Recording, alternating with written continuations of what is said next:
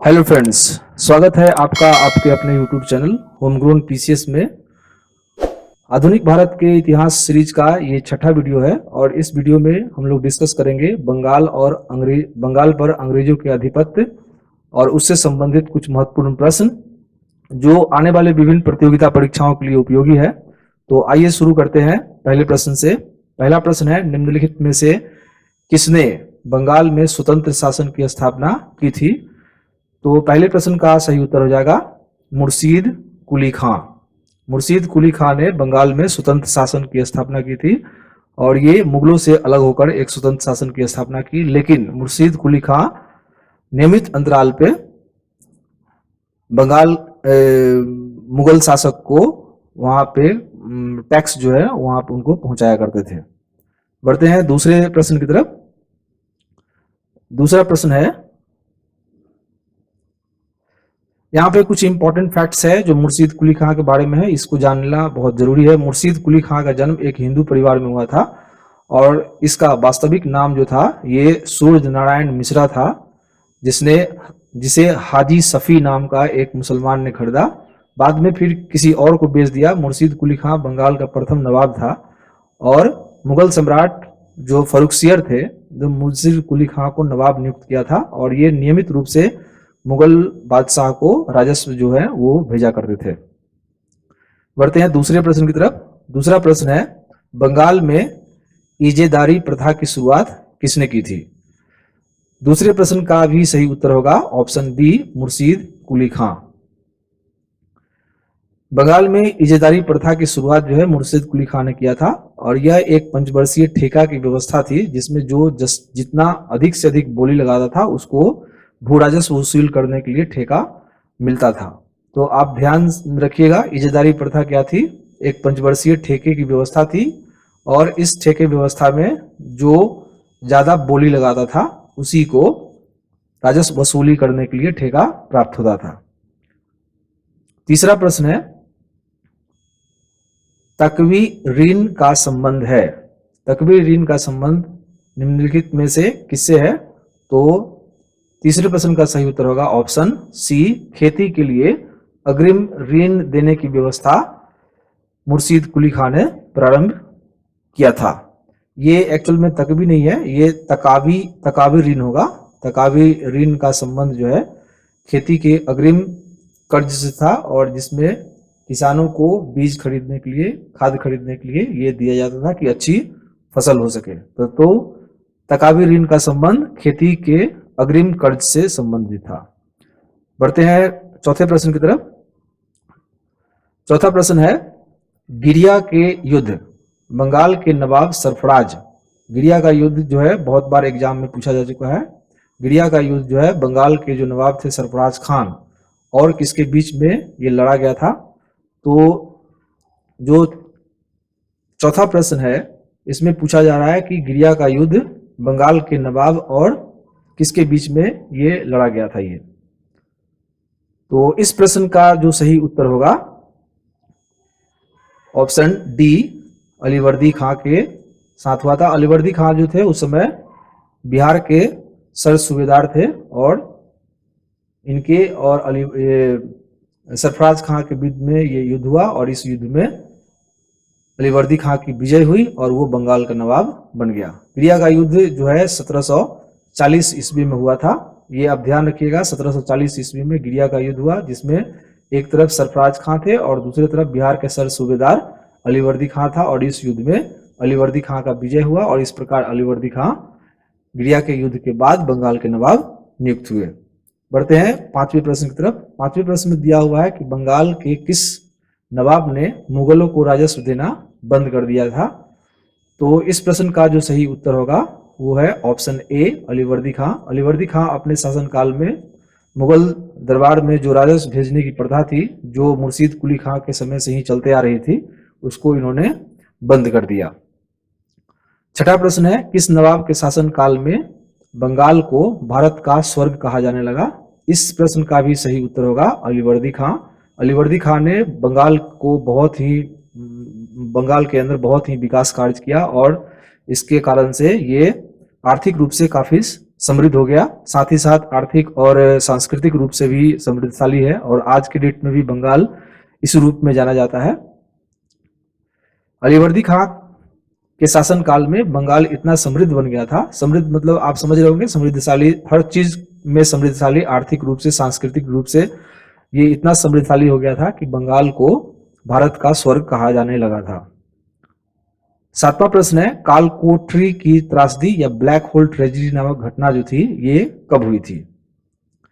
ये ट्रेजेडी जो है ठीक आपको प्लासी के युद्ध के बाद की ये घटना है और ये घटना 20 जून 1756 ईस्वी को हुआ था। इस प्रकार पहले 7वें प्रश्न का जो सही उत्तर हो जाएगा ऑप्शन ए 20 जून 1756 ईस्वी में। और इस युद्ध के मतलब ये जो त्रासदी थी ये कालकोठरी का या ब्लैक होल ट्रेजेडी था, इसके अंतर्गत हुआ ये था कि कुछ अंग्रेजों को जिसकी कुल संख्या करीब करीब 146 थी, उसको एक कोठरी के अंदर बंद कर दिया गया था और सुबह होने पर उसमें से सिर्फ 23 व्यक्ति जो था वो उसमें से जिंदा निकले थे। और इस जो भी गई इस घटना का जो रचयिता थे इनका नाम था जेड हॉलवेल और कहा जाता है कि प्लासी के युद्ध का एक तत्कालिक कारण के रूप में इसको जाना जाता है, कालकोठरी की त्रासदी या फिर ब्लैक होल ट्रेजेडी। ये बहुत ही इंपॉर्टेंट प्रश्न है, आप इसको ध्यान में रखें। 20 जून 1756 ईस्वी में हुआ था ब्लैक होल ट्रेजेडी और इस घटना के जो रचयिता थे वो उनका नाम था जेड हॉवेल और ये सिराजुद्दौला के ऊपर ये आरोप लगा था कि उसने 146 व्यक्तियों को एक छोटी सी कोठरी में बंद कर दिया और सांस लेने की समस्या के कारण उसमें सारे व्यक्तियों की मौत हो गई और बचे सिर्फ उसमें से 23। और यही जो ट्रेजेडी थी, इसी ट्रेजेडी को तत्कालिक कारण माना गया प्लासी के युद्ध का। बढ़ते हैं 8वें प्रश्न की तरफ। 8वां प्रश्न है, प्लासी युद्ध के संदर्भ में कौन से कथन सत्य है या कौन सा कथन सत्य है?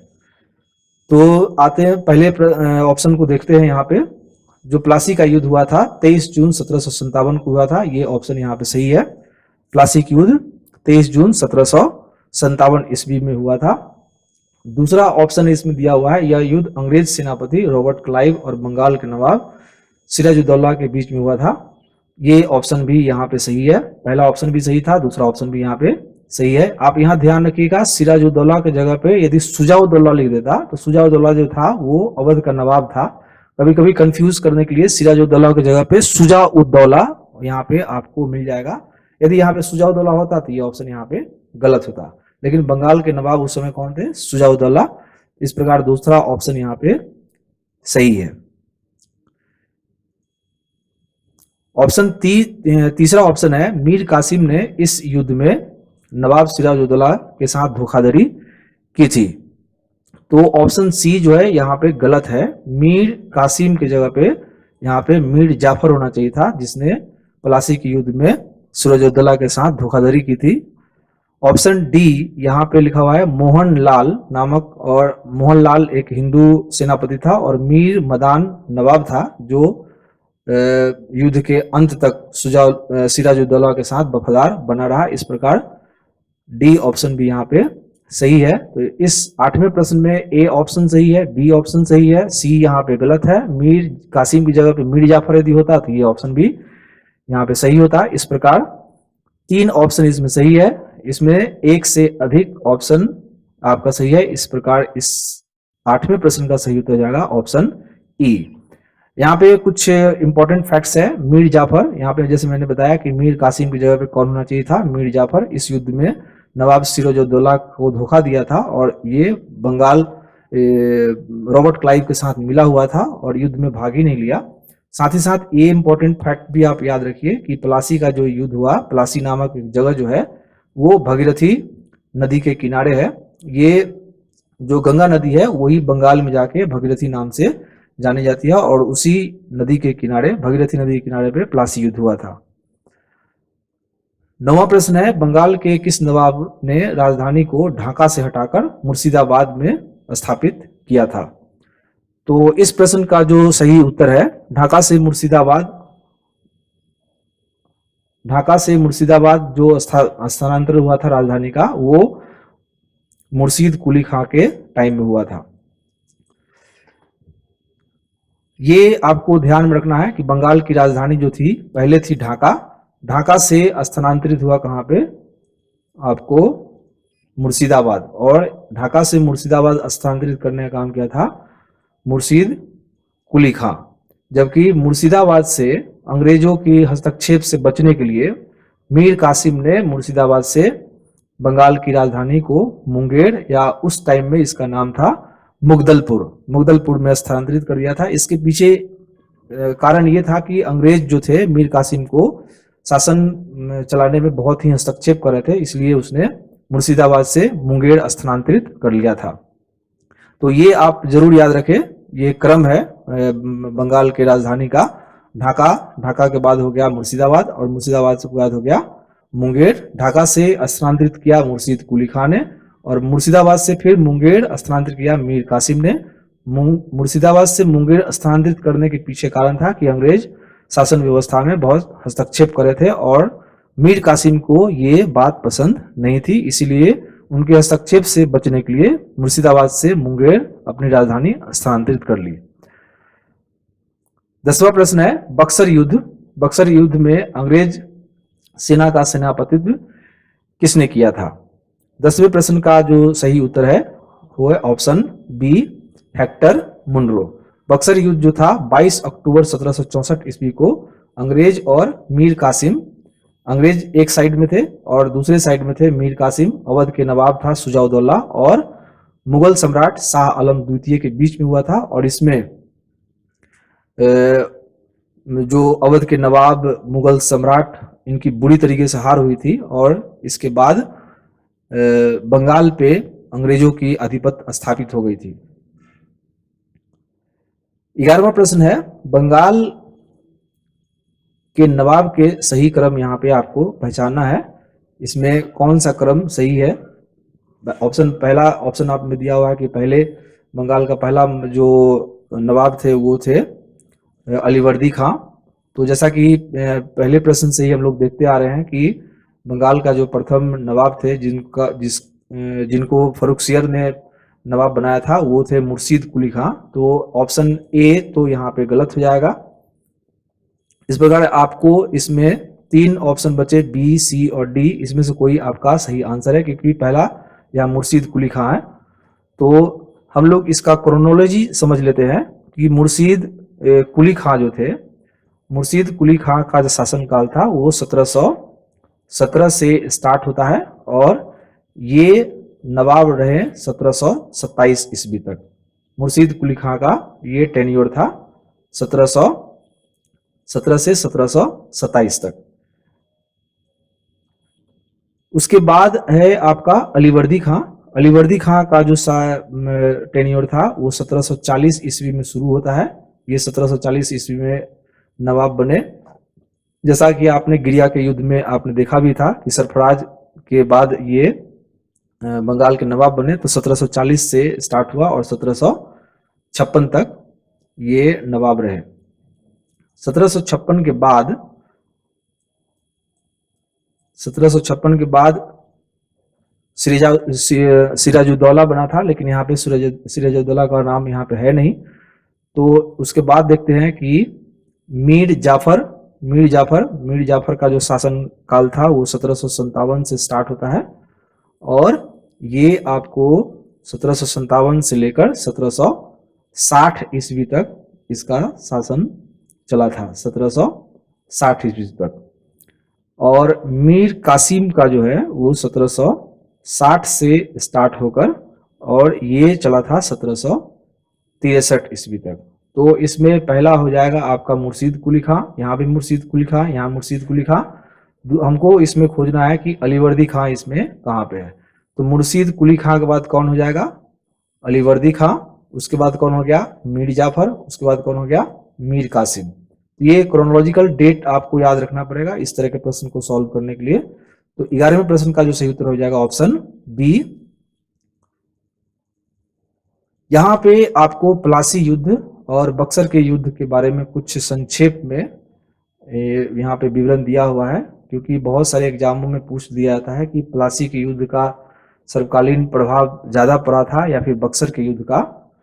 तो यहाँ पे मैंने आपके लिए एक नोट्स टाइप का यहाँ पे लिखा है, जिसके अनुसार आप देखेंगे तो पता चलेगा आपको कि बक्सर का युद्ध का बहुत ज़्यादा प्रभाव पड़ा था, जिसके कारण से भारत पे शासन व्यवस्था स्थापित करने का अंग्रेजों का रास्ता खुल गया था।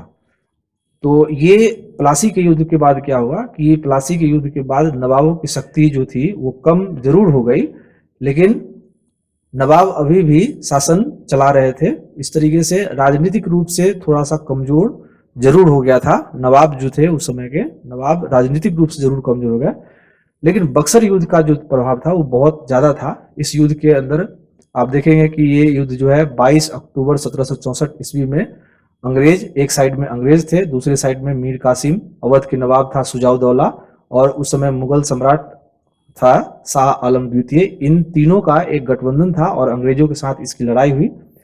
इस युद्ध में बक्सर युद्ध के अंदर अंग्रेज सेना का जो सेनापति थे हेक्टर मुनरो थे, और अंग्रेजों ने उत्तर भारत की तत्कालीन सबसे शक्तिशाली नवाबों को हरा दिया था। उसमें मुगल सम्राट भी शामिल है और अवध के नवाब भी शामिल है। तो तीन शक्तियों को इस युद्ध में परास्त किया गया। इस कारण से क्या हो गया कि बंगाल और बिहार के ऊपर अंग्रेजों की अधिकार स्थापित हो गई, और इसके साथ ही साथ दिल्ली के मार्ग भी उसके लिए खुल गए कि दिल्ली के ऊपर भी शासन व्यवस्था वो स्थापित कर ले। पांचवा जो इंपॉर्टेंट फैक्ट है बक्सर युद्ध के बारे में वो यह है कि मीर कासिम की जो स्वायत्ता थी वो बिल्कुल समाप्त हो गई और नवाबों का अधिकार जो है एकदम सीमित हो गया। साथ ही साथ बंगाल और बिहार के ऊपर जो दीवानी थी, जो रेवेन्यू कलेक्ट करने का जो अधिकार था, अंग्रेजों के पास चला गया। इस प्रकार आप देखेंगे कि बक्सर युद्ध का जो है बहुत ही दूरगामी प्रभाव हुआ और भारत में शासन व्यवस्था स्थापित करने में इस युद्ध का बहुत ही इंपॉर्टेंट रोल है अंग्रेजों के लिए। अंग्रेजों ने इसी युद्ध के बाद अपनी शक्ति भारत के अंदर फैलाना स्टार्ट कर लिया। तो यदि एग्जाम में इस तरह का प्रश्न आते हैं कि निम्नलिखित किस युद्ध के बाद भारत में अंग्रेजों की शासन व्यवस्था पूर्ण रूप से स्थापित हो गई, तो उसका आंसर कौन सा होगा? बक्सर युद्ध का प्रभाव ज्यादा पड़ा था। यहाँ पे ये वीडियो समाप्त हुआ। आशा करता हूँ कि आपको ये वीडियो पसंद आ रहे होंगे। यदि पसंद आ रहे हो तो लाइक कीजिए, शेयर कीजिए, कमेंट कीजिए। जय हिंद, जय भारत।